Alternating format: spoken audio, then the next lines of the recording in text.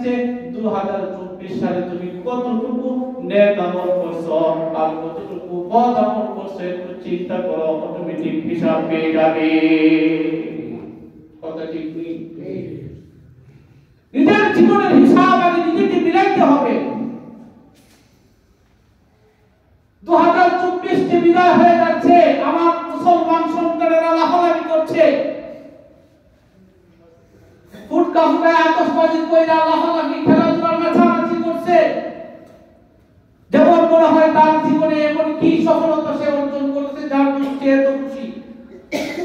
কারণ মানুষ খুশি হওয়া ছাড়া লাফালাফি করে না, খুশি হওয়া ছাড়া গান বাজনা কেউ করে না। আমাদের সমাজের বিবাহের অনুষ্ঠানে নাচানাচি হয়, গান বাজনা হয়, হয় কি হয় না? অথচ আমাদের সমাজের অধিকাংশ মানুষই তো মুসলমান, এখানেও নাচানাচি গান বাজনা হয়। জিজ্ঞাসা করলে তো হুজুর বিয়ার মধ্যে যদি কিছু আনন্দ না হয়, বিয়াতে যদি একটু মজা না করে আর কোন সময় করবো? এই নাচানাচিটা মজা করেই করে, আনন্দ করেই করে, করে কিনা বলেন? অথচ এই আনন্দ করা, এই নাচানাচি করা, এই লাফালাফি, এই গান বাজনা করা, এটা তার জীবনের সফলতা না বিফলতা? বিফলতা। রব্বুল আলামিন বলছেন 2024 সাল তো চলে যাচ্ছে, তোমার নিজের জীবনের হিসাব মিলাও। 2024 সালে তুমি কতটুকু আল্লাহর ইবাদত করেছো আর কতটুকু পরিমাণে তুমি আল্লাহ তাআলার নাফরমানি করেছো। যদি আল্লাহ তাআলার হুকুম মেনে আল্লাহর ইবাদত বন্দেগী করে যদি আল্লাহকে সন্তুষ্ট করার কোনো ওয়ে তোমার থেকে থাকে, তুমি বলো আলহামদুলিল্লাহ। কারণ আল্লাহ তাআলা 2024 সালে আমার দ্বারা অনেকগুলো নেক আমল করাইছে, এই জন্য আলহামদুলিল্লাহ।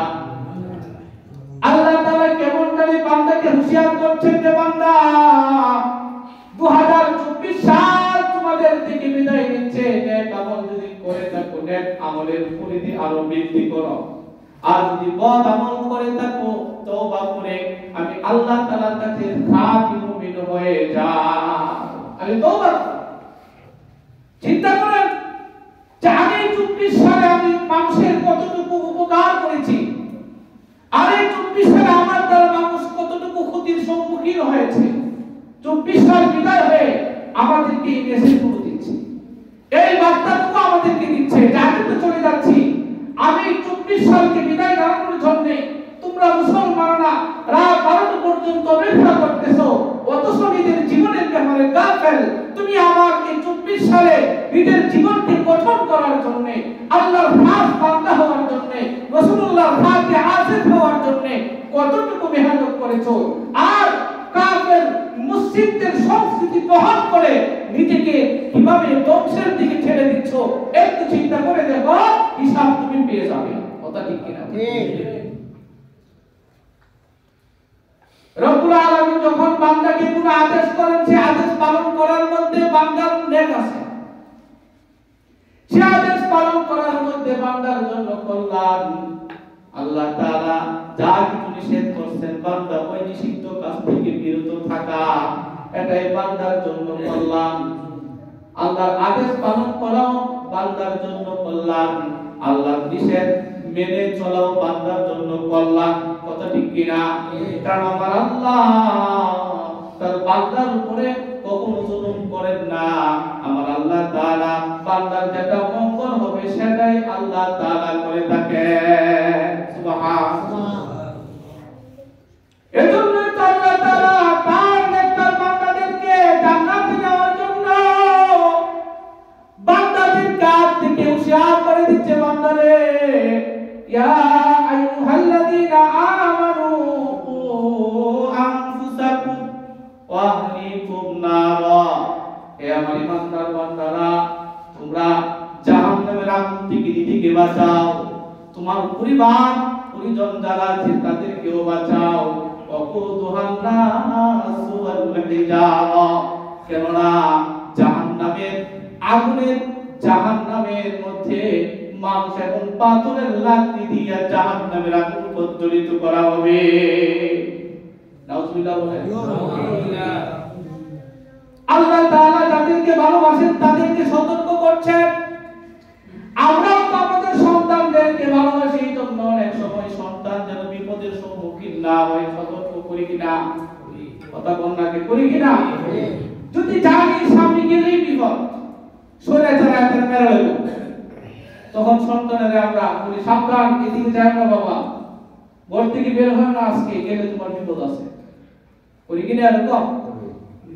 আল্লাহ তাআলা তার নেককার বান্দা ইমানদার বান্দাদেরকে বলছেন, ইয়া আইয়ুহাল্লাযীনা আমানু, হে ইমানদারেরা, তোমরা নিজেরা বাঁচো। কোথা থেকে বাঁচবে? জাহান্নামের আগুন থেকে। শুধু তোমরা নিজেরা বাঁচবে না, ও আহলিকুম নার, তোমার পরিবার পরিজন যারা আছে তাদেরকে জাহান্নামের আগুন থেকে বাঁচাও। এবার চিন্তা করেন, ওয়াল তানজুর নাফসুম মা কদ্দামাত লিগাদ। রব্বুল আলামিন বলছেন চিন্তা করার জন্য, সামনের দিনের জন্য কি পাঠাইছেন একটু চিন্তা করেন। আল্লাহ বলেন নিজেও জাহান্নামের আগুন থেকে বাঁচো, পরিবার পরিজন যারা আছে তাদেরকে জাহান্নামের আগুন থেকে বাঁচাও। আপনি বাবা, আপনি একটা জাহান্নামের আগুন থেকে বাঁচলেন, আপনার চোখের সামনে আপনার সন্তানটা পড়বে, সহ্য হবে। আপনি জাহান্নামের আগুন থেকে বাঁচলেন, আপনার চোখের সামনে আপনার স্ত্রী জাহান্নামের আগুনে পড়তেছে, আপনি সহ্য করতে পারবেন না। কিছুদিন আগে তো একটা দুর্ঘটনা ঘটলো, একটা চোখের সামনে বড় একটা বাস তার স্ত্রী সন্তানকে পিষে ফেলছে। এই লোকটা কান্না করতে করতে বেহুশ হয়ে যাচ্ছে, বারবার মূর্ছা যাচ্ছে, বলতেছে আমার চোখের সামনে এই বাস আমার সন্তানের মাথাটা থেতলে দিয়েছে, আমার স্ত্রীকে টেনে হিঁচড়ে চাকার মধ্যে পিষ্ট করে সামনের দিকে নিয়ে গেছে। সন্তানের মায়ের কান্না, স্ত্রীর মায়ের কান্না। আবার একটা খবর দেখলাম, একজন হুজুর তার স্ত্রীকে নিয়ে কোথাও যাচ্ছেন, হঠাৎ অ্যাক্সিডেন্টে পড়ে গেল। তার স্ত্রীও মাথা থেতলে সাথে সাথে স্পট ডেড হয়ে গেছে। ইমাম সাহেব মানুষ, বউ তো পর্দা করে, আপাত মস্তক বোরকা, এরপরে ওই একটা ওড়না ছিল, ওড়না দিয়া মাথা থেতলানো, মাথাটা ঢাকা। এই হুজুরও এই স্ত্রীর পাশে পয়সা পয়সা কান্না করতেছে পাগলের মতো। পথচারীরা তাকে সান্ত্বনা দিচ্ছেন। এই যে চোখের সামনে আপনজনের করুণ মৃত্যু, চোখের সামনে আপনজন আত্মীয় স্বজন যদি আগুনের মধ্যে পুড়ে পুড়ে ছারখার হয়ে যায়, দুনিয়াতে তুমি কেউ এটা সহ্য করতে পারবে না।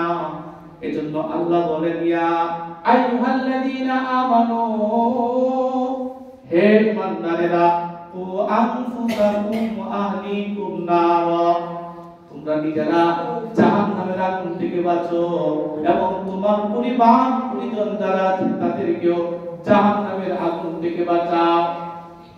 সম্মানিত হাজিরিন, আমরা অনেক সময় বিভিন্ন সুতায় দিয়া গুনার কাজ করি। আমার চোখের সামনে আমার সন্তান গুনাহ করে, আমার আপনার চোখের সামনে আমাদের স্ত্রীরা গুনাহ করে, আমাদের আত্মীয় স্বজন গুনাহ করে। গুনাহ করা বলে তো জান্নাতের কাজ না জাহান্নামে যাওয়ার কাজ। আর বুঝলে কোন গুনাহ করলে জান্নাতে হবে না জাহান্নামে হবে।